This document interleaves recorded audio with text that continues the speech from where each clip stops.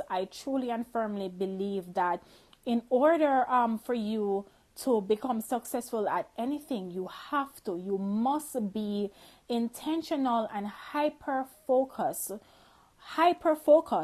on the goals that you have.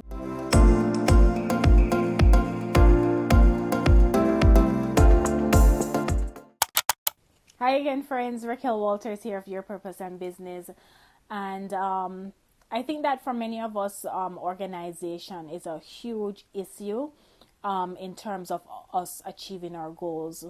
And I think the other thing too is being intentional about how it is that we're going to come up with a plan and a strategy in order to achieve the goals that we have set up for ourselves. And you'll hear me use the word intentional a lot because I truly and firmly believe that in order for you to become successful at anything, you must be intentional and hyper focus on the goals that you have by mapping them out step by step and also executing on those goals. So, prime example, I remember years ago, and it's probably over a decade now, that I have started to implement, like, making sure that I'm putting things on my calendar. Because what I found is that, like, as I've gotten older, and life is life in, and there's all 20 million things I feel at times that needs to be addressed, and I need to take care of. It's like I cannot remember everything. Things are going to slip through the rug, and in order for me to hold myself accountable and also to remember that I need to do certain things, I must put it on a calendar. And so I'm here to share this with you. You're probably already started to do it, or some of you have not really done this. You haven't really planned your life on a calendar. And when I say plan your life on a calendar, I'm not saying that you're going to put every single thing that you're going to do, like what time you're going to eat, or what time you're going to go to the mall, or something like that. I don't know.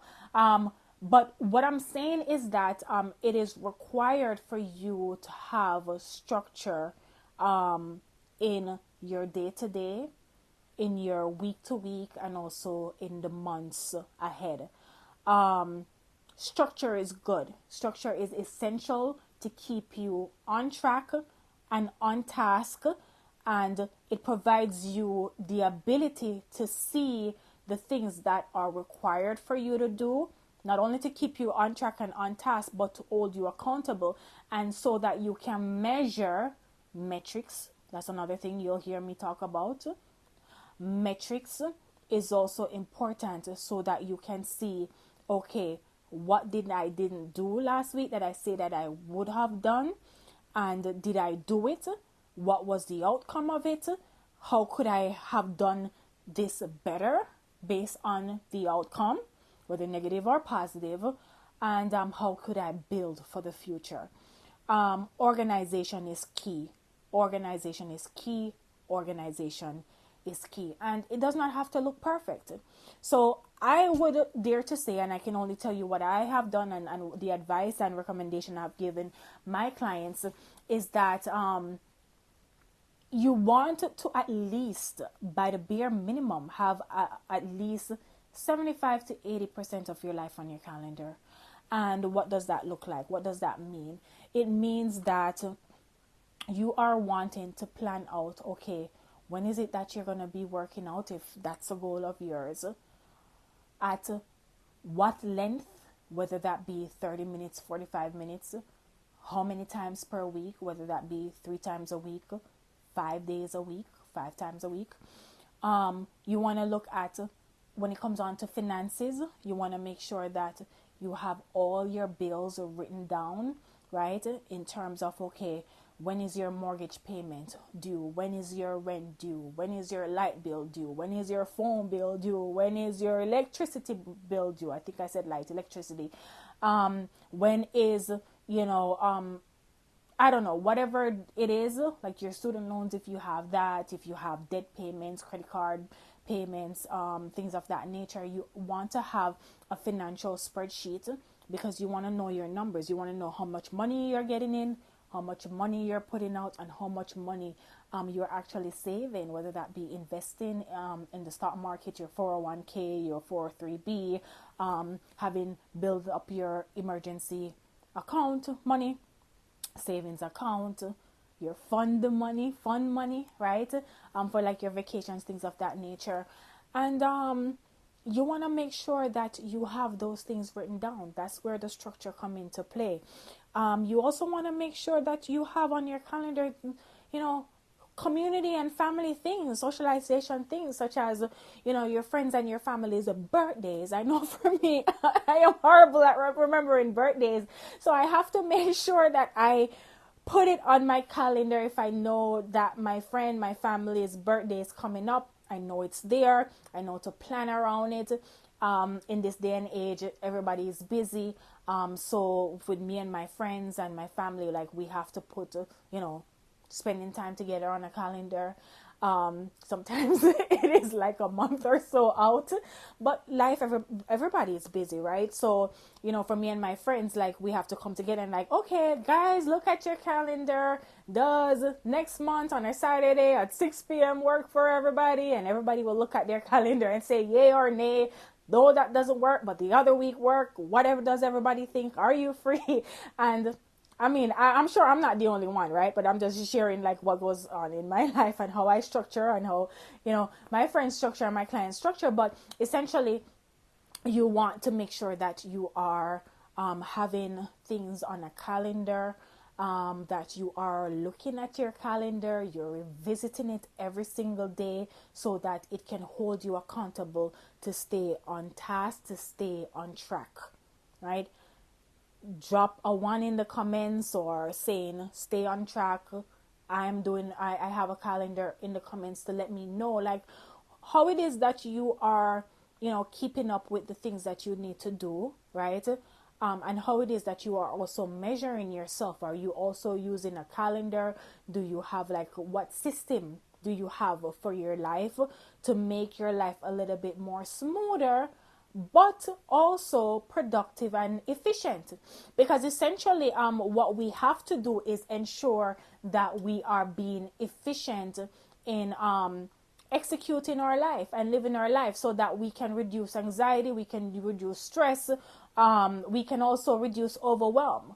And this is where that sense of mental health per se comes into play as well, because a lot of people don't realize that organization frees up, you know, mental space from the ability to keep remembering all these things that you need to do. Get it out of your head and put it down on paper, whether it's on paper calendar or on a digital form like your phone.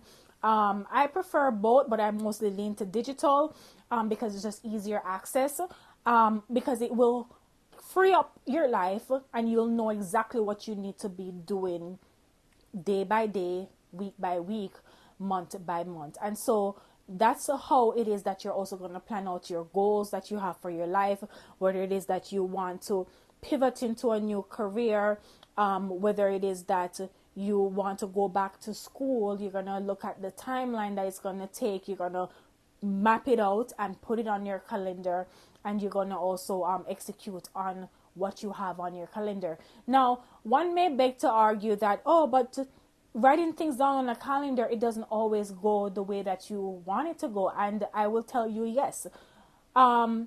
Sometimes having a calendar and plan for your life, it's not going to go the way that you always want it to go. But the beauty in this is that if you have something on your calendar, say you have 5 tasks and you could only get to 3 on a particular day, or week, depending on how big of a task it is and the time that is required for you to accomplish it, then if you can only do 3 of those tasks, or 3 of those 5 tasks, then the beauty is that you can always reschedule the other 2 tasks, right? It doesn't mean that you're going to always hit your goals for the day, for the week, for the month, but it means that because you have it written down, you have a pathway and a plan, and you know what's required for you to do to get things done.